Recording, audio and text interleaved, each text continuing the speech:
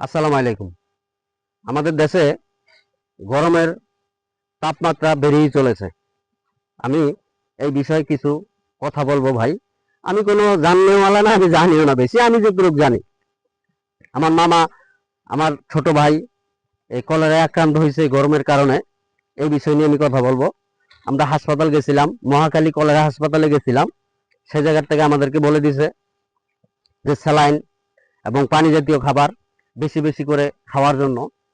এই বিষয়ে আপনাদেরকে আমি কিছু বলবো যে আমরা যে গরমের ভিতরে থাকি, যারা গরমে থাকি তাদেরকে তরল জাতীয় খাবার, ডাবের পানি, স্যালাইনের পানি, যারা আছে মুরব্বী, এই মুরব্বীদেরকে তরল জাতীয় খাবার, ছোট ছোট বাচ্চা আছে তাদেরকে তরল জাতীয় খাবার, তাদেরকে পয় পরিষ্কার রাখা, হাতের নখ, পায়ের নখ এগুলা দেখা রাখা। অনেক সময় দেখা যায় আমাদের হাতের নখের ভিতরে ময়লা থাকে, তো বাচ্চা পোলাপান খাইলে ওই ময়লাগুলা পেটে দেয়া এই ডিস্টার্বটা হওয়ার সম্ভাবনা থাকে। আল্লাহর কাছে দোয়া করি কারো যেন না হয়। তার বাদেও আপনারা সতর্ক থাকবেন। এই কলেরা এবং ডায়রিয়ার থেকে সতর্ক থাকার জন্য এই ভিডিওটা করা, আর বেশি কিছু না। আর ভিউ পাওয়ার জন্যও না, লাইক কমেন্ট পাওয়ার জন্যও না, মানুষ সচেতন হওয়ার জন্য। উদ্দেশ্য একটাই, মানুষ সচেতন হোক।